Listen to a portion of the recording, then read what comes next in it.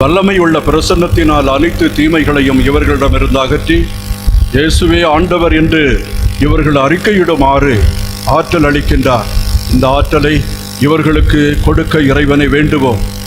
இறைவன் இயேசு ஞானஸ்நானத்தின் பொழுது வானம் திறந்தது, தூய ஆவி புறாவின் வடிவில் வந்தார்.